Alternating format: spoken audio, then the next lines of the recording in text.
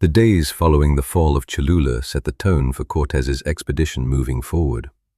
News of the massacre spread faster than any messenger could travel. It moved through trade routes, across mountain passes, along whispered conversations between merchants and envoys. Entire cities learned of the destruction in fragments, some exaggerated, some softened, but all unmistakably pointing to the same truth. The strangers from the east were not to be taken lightly. With Cholula subdued and Tlaxcala now firmly aligned with Cortez, the balance had shifted. What had once seemed like a distant curiosity had become something far more immediate. And in Tenochtitlan, within the walls of the great palace, that reality settled heavily upon Montezuma. He had tried distance, he had tried gifts, he had tried silence. None of it had stopped the advance. So now, he would try something else. He would meet them. In the first week of November, 1519, the road to Tenochtitlan filled with movement. Cortez rode at the head of a force that had grown far beyond its original size. Spanish soldiers marched in formation, their armor catching the light. Behind and alongside them came thousands of indigenous allies, Tlaxcalans and others, each with their own reasons for joining the march. Some sought revenge, some sought opportunity. Others simply followed the momentum of something they did not fully understand. But all of them moved toward the same destination, Tenochtitlan. Cortez understood the importance of the moment. He rode often among his men, speaking not as a distant commander, but as a figure of purpose. "We stand on the edge of history," he told them more than once. "Ahead lies a city unlike any we have seen, rich beyond measure." His words carried easily through the ranks. "Gold," he continued, "temples filled with it, treasures waiting to be claimed." The men listened, some with hunger, others with disbelief.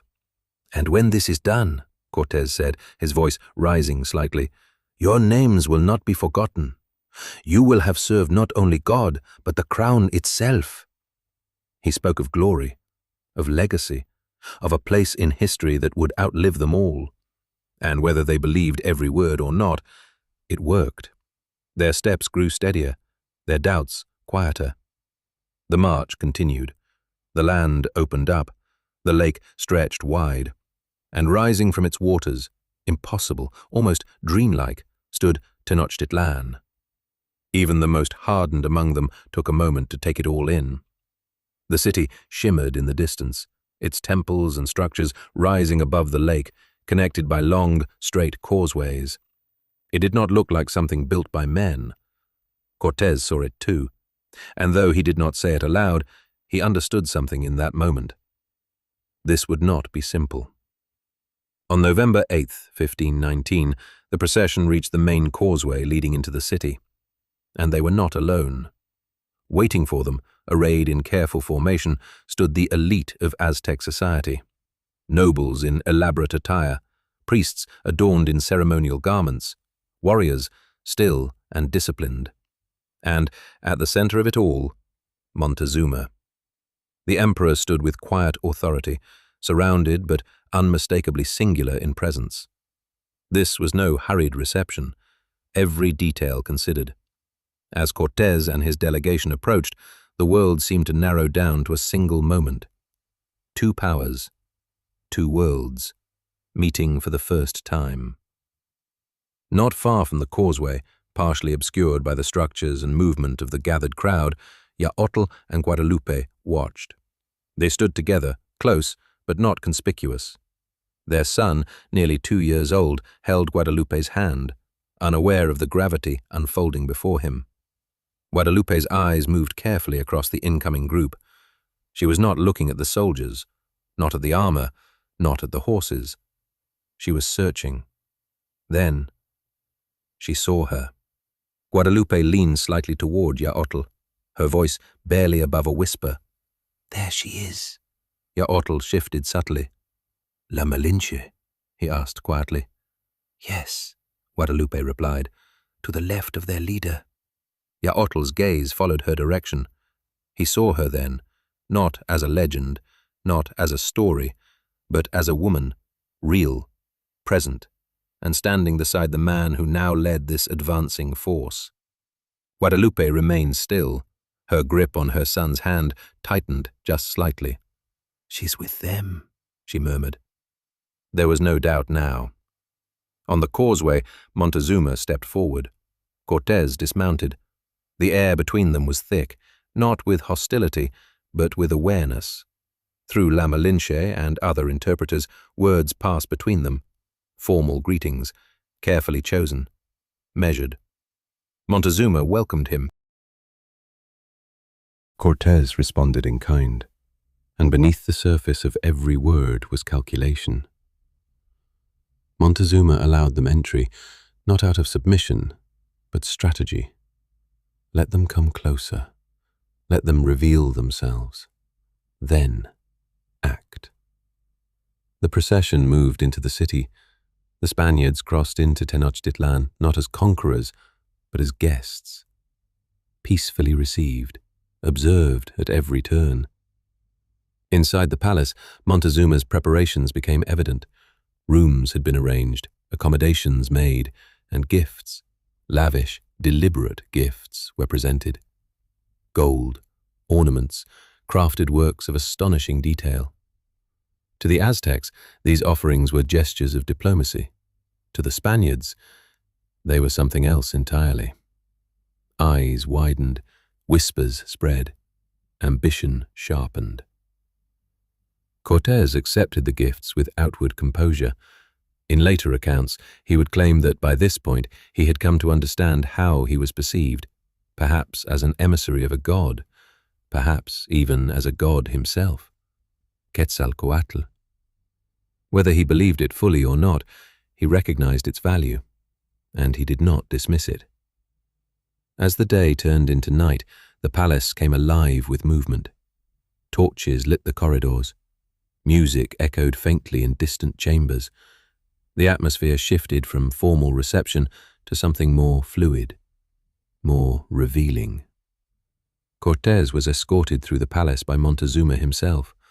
They walked side by side, speaking through interpreters.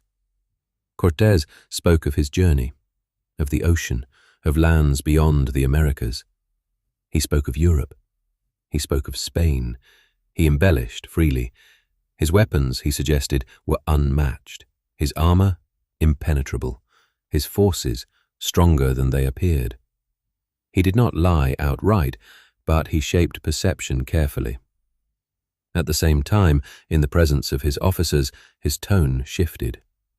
There, he emphasized service, loyalty to the Spanish crown, to Charles V. Everything framed as duty, as rightful expansion.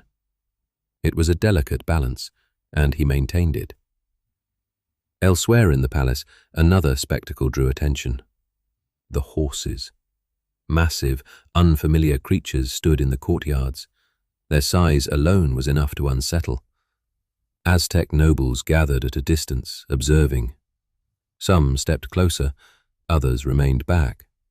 They had never seen anything like them. One Spanish officer mounted his horse.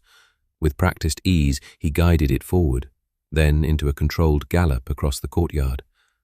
Gasps followed. Some flinched, others stared in awe. The combination of man and beast seemed unnatural, powerful, unified in a way that defied expectation. Two worlds watching each other, trying, unsuccessfully, to fully understand. Not far from the palace, in a modest cottage removed from the grandeur of the palace, Yautl and Guadalupe sat together. Their son slept nearby. The quiet of the evening settled around them, but their minds were anything but still. Yautl leaned forward slightly, his hands resting on his knees. "What we saw today," he began, then stopped. He exhaled slowly. "This is not something small." Guadalupe nodded faintly. Her gaze was distant. "They came without fear," she said. "Yes," Yautl replied, "and they were welcomed." He shook his head slightly. "I do not know if that is wisdom or a mistake." Silence lingered between them. Guadalupe turned her attention back to him. "What do you think they want?" she asked. Yaotl considered the question. "Power," he said finally. "Men like that do not travel this far for anything less. Wealth, too, perhaps. Plunder is something typically reserved after a battle is won by the victor, but considering a potential enemy was invited into the city without a single blow struck, and lavish gifts set upon them, I'm not sure what to call this chance encounter." Guadalupe absorbed this. "And her?" she asked quietly. Yaotl looked at her. "La Malinche." Guadalupe nodded. "What do you think she wants?" The question remained unanswered for a moment. Then Yaotl spoke. "Whatever it is," he said, "it brought her here." Guadalupe lowered her gaze. She thought of the past, of promises, of vengeance. The room felt smaller somehow. Finally, she moved slightly toward him. Without another word, she leaned in and kissed him softly. It was not sudden, just grounding. A moment of certainty in the midst of uncertainty. When she pulled back, her voice was quiet. "Yaotl," she said, "do you think it would be a good idea to go back to the palace tomorrow?" He frowned slightly. "For what purpose?" Guadalupe hesitated, then answered plainly, "To see if I can speak with her." The words settled heavily. "You believe that is wise?" he asked. "I don't know," she admitted, "but I know this. If she is here, if she is part of this, then whatever happens next will involve her. And I need to understand why." Yaotl leaned back slightly. He did not answer immediately. Outside, the city remained alive, unaware of the quiet decisions being formed in small spaces like this one. Finally, he spoke. "If you do this," he said, "you must be careful." Guadalupe nodded. "I will." "Then, we will go together." Guadalupe looked at him. There was no hesitation in his expression. She nodded once more. And with that, they lay down beside their sleeping child. Sleep did not come easily. Not that night. Not for anyone.